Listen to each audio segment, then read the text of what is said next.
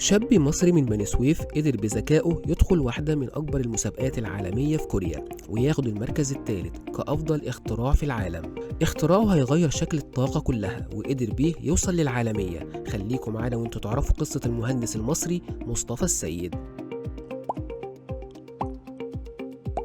العالم كله عنده أزمة طاقة، ودلوقتي بقى الكل بيدور على الطاقة المتجددة واللي من غيرها المستقبل حرفيا مش هيكون واضح، خاصة مع ارتفاع أسعار الطاقة.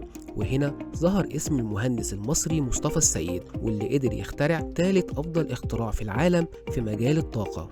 المهندس مصطفى ابن قرية قنبش الحمراء في مركز بيبا بمحافظة بني سويف، وفي مسابقة كبيرة في كوريا الجنوبية قدر يثبت نفسه ويخطف أنظار لجان التحكيم وأكبر شركات الطاقة في العالم باختراع مش عادي. قدر يوصل بيه للمركز الثالث عالميا ويتفوق على 97 شركة من عمالقة المجال وأخد ميدالية برونزية. الشاب ده بدأ من الصفر حرفيا وقدر يخرج للعالم كله بحاجة ممكن تغير شكل الطاقة زي ما احنا عارفينها. مصطفى من وهو صغير وهو مهتم بالبحث العلمي والابتكار، وما كانش شايف نفسه مجرد مهندس عادي.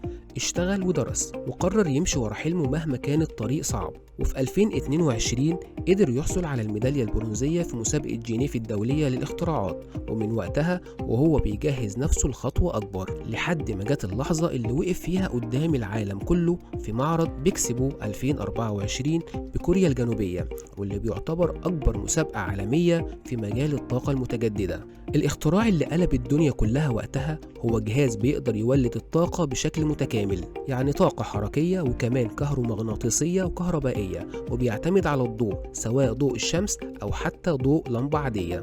الجهاز مش بس بينافس الخلايا الشمسية، لا ده قدر يطلع طاقة أكبر ب 30 مرة من الخلايا الشمسية التقليدية. الميزة التانية الأهم إنه بيشتغل 24 ساعة، بالنهار على الشمس وبالليل على أي مصدر ضوء بسيط. يعني الجهاز بيعتبر حل علمي ورخيص وفعال للمناطق اللي ما فيهاش كهرباء أو اللي محتاجة طاقة مستمرة. الموضوع ما كانش سهل، مصطفى واجه صعوبات ضخمة جدا في البداية. المكونات اللي محتاجها ما كانتش متوفرة ليه، والتمويل اللي معاه كان محدود، والقطع الصناعية اللي مطلوبة علشان ينفذ الجهاز حرفيا صعب تنفيذها. لكن زي أي مخترع حقيقي كل الصعوبات دي ما وقفتوش ولا قدرت تمنع تحقيق حلمه. مصطفى قعد يدور ويحاول يطور في أفكاره علشان يقدر يلاقي حلول بديلة لحد ما خرج بالنموذج الأول، وبعد سنتين بس كان عنده 10 نماذج شغالة من الجهاز.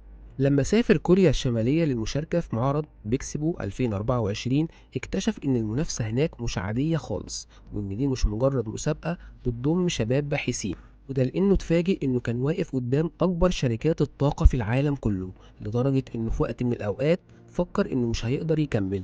لكن مع العرض اللي قدمه وجودة الاختراع نفسه قلب كل الموازين، ولجنة التحكيم انبهرت بالجهاز وبكفاءته العالية، والنتيجة قدر يحصل على الميدالية البرونزية والمركز الثالث على مستوى العالم. المفاجأة إن الفرق بينه وبين المركز الأول، مصطفى أول ما عرف النتيجة رفع السماعة وكلم أسرته في بني سويف، وبعدها على طول كلمه الدكتور أيمن عاشور وزير التعليم العالي، كلمه من مصر وهو لسه في كوريا علشان يبارك له. حتى وزير الشباب والرياضة الدكتور أشرف صبحي أصدر بيان رسمي بيهنيه فيه على الإنجاز. تخيل الإحساس لما بلدك كلها تبقى واقفة وراك وتقول لك برافو. والموضوع ما وقفش عند مجرد الجايزة، مصطفى أسس مع شركائه شركة اسمها أوربت للطاقة المتجددة، وهو شريك فيها بنسبة 12%. دلوقتي الشركة بدأت تنتج أول محطتين باستخدام الجهاز الجديد، واحدة بقدرة 20 كيلو واط لوزارة الصناعة والنقل، التانية بقدرة 10 كيلو واط للريف المصري. قول لنا بقى إيه رأيك اللي عمله المهندس مصطفى سيد؟